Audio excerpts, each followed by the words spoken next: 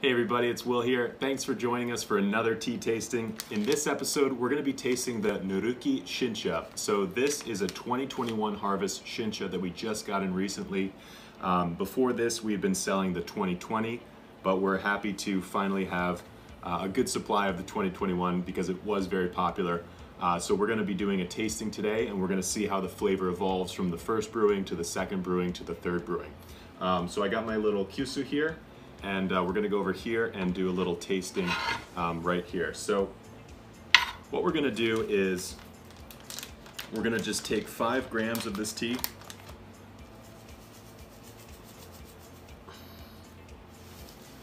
So this is more or less 5 grams. You don't need a scale at home. You can just kind of eyeball it more or less.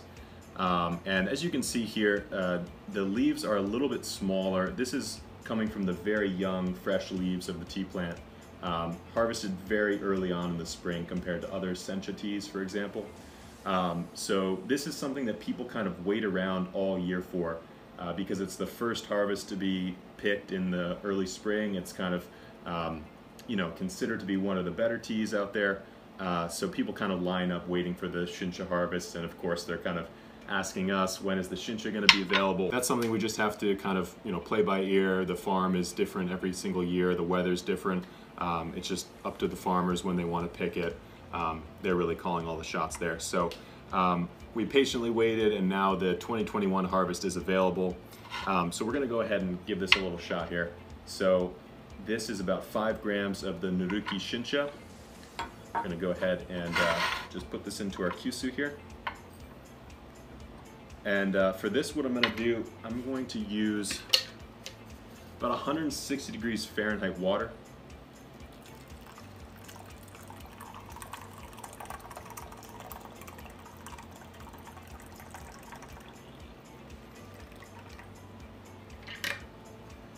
And we're going to let this sit for about 1 minute. You can go shorter. You can maybe do like a 45-second steeping. That's going to be good. But I really like to go for a minute just to really get the most out of my first infusion and then compare it to the second infusion and the third.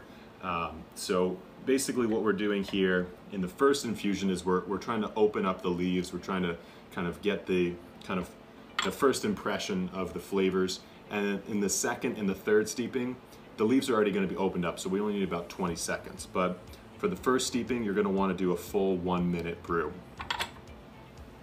So let's just give this a little bit more time. It should be ready here. Just a moment. And then we're going to take our little glasses here. And then go ahead and pour this out.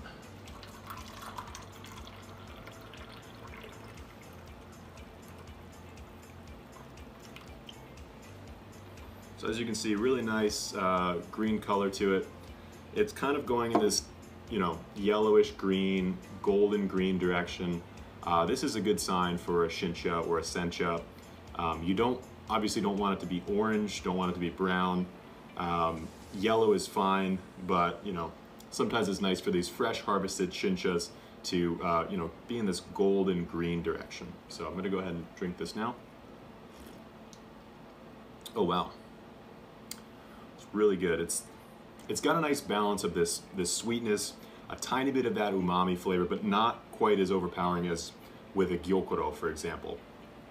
A little bit of this grassiness, a little bit of this sweet corn note I'm noticing, particularly in the first steeping.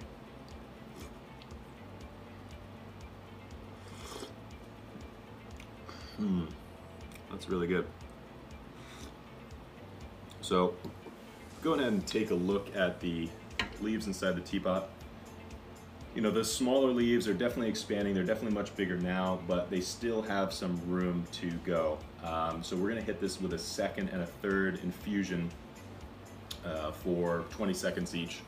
And then what I wanna do is I wanna compare how this first brewing compares with the second, and then how the second compares with the third, because I just have these 2 glasses here.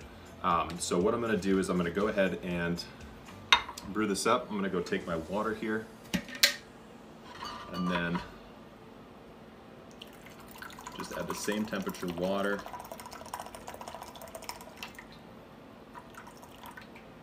to the teapot. Going to be using a little bit less water this time. And then I only need 20 seconds here.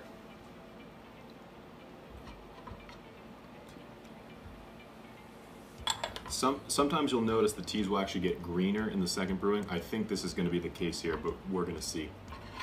Just give it another 5 seconds or so, and then it should be ready to go. See if I can get it here.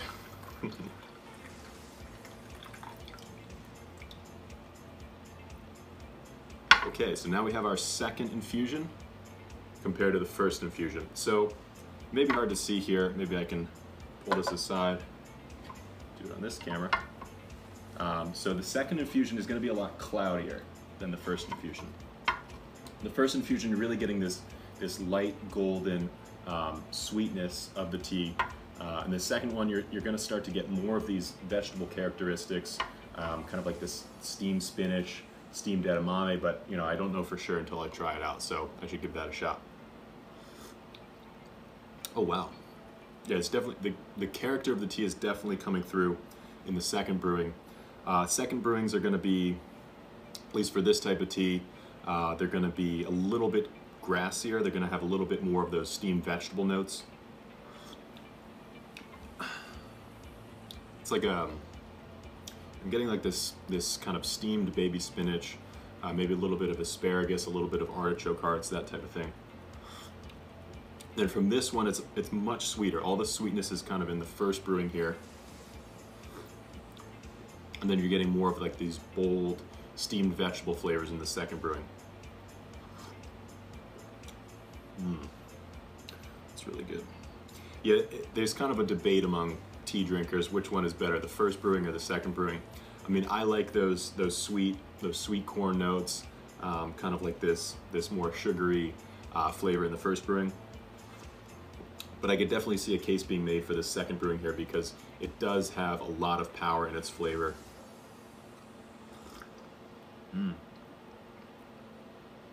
It's really good. So yeah, the character definitely evolves from the first to the second brewing. First one's heavier on these kind of sweet corn notes, a little bit of fruitiness, but not quite there, as we see with some of the other teas. So I have to say I like the first brewing more, but I could definitely see some people liking the second brewing more.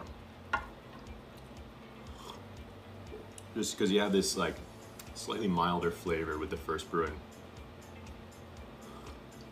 And what you'll notice, maybe you can see it here, the second brewing is a lot cloudier than the first brewing. So when you look at the cloudiness of the first and the second brewing, there's definitely more particles in this one, right? So it's a little bit denser. There's a little bit more going on. It's definitely got that power. Whereas the first one is you're just kind of getting a hint of the tea. You can brew most Japanese green teas up to 3 times. Some people stop at 2, some people go 4 or 5. However you like to do it is fine. But you know, 3 brewings is kind of like the gold standard. So we try to stick to that. So let's go ahead and we're gonna add that same water in to those wet leaves and see what we can get. So, you know, 3rd brewing, 4th brewing, 5th brewing, all gonna be 20 seconds because those leaves have already opened up in the first brewing. So we just need to kind of give them a light little soak and then they should be able to release some flavor here.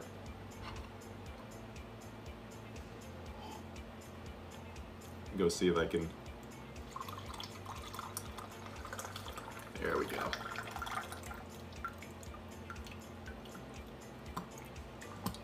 Sometimes you can shake out the last of the tea. And what this does is it makes sure that there's no water in your teapot. Because if there's water in your teapot sitting in the leaves, it's gonna brew while you're drinking the previous steeping. And then the next one's gonna be bitter. So you wanna make sure you get all the water out of the teapot. I can go ahead and show you on this camera here.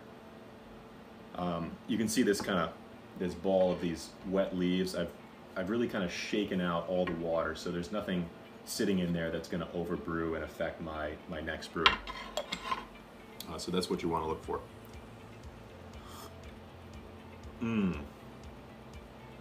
This third brewing is flavorful, I must say. So if you compare them based on color, not a whole lot of difference between the second and the third. I'll show you here. Here you have the second brewing. Here you have the third brewing. There's not a whole lot of difference in terms of color, although I will say that I think the third brewing is just a little bit cloudier. And the flavor is definitely still there, which is a huge benefit of this tea. A lot of times you have a tea that's really good, but the flavor will drop off either from the first to the second or from the second to the third.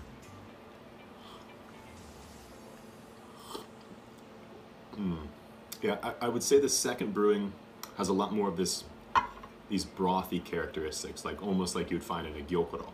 It's got these savory notes. It's a little bit denser, a little bit more powerful. The third brewing is starting to lose that flavor just a little bit, but it's definitely still there. You definitely still have these steamed vegetable notes that I really enjoy, actually. Wow. You definitely have a very consistent, good tasting tea from the first brewing to the second brewing to the third brewing.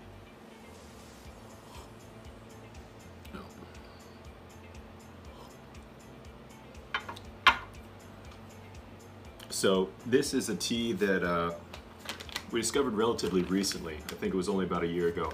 And in 2019, I guess it was maybe 2 years ago now. But in 2019, in November, I got to visit Mr. Nuruki and tour his fields in Shiran. It's this beautiful plot of land. It's like way down in the south of Japan. And there's a big volcano there. It's like a really mild subtropical climate. So in November, I was kind of out on the tea fields, and I think I got some sun.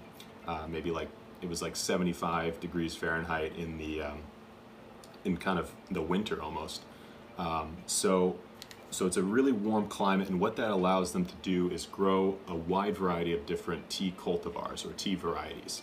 So in the north, you can only really grow Yabukita because that's the frost-resistant cultivar.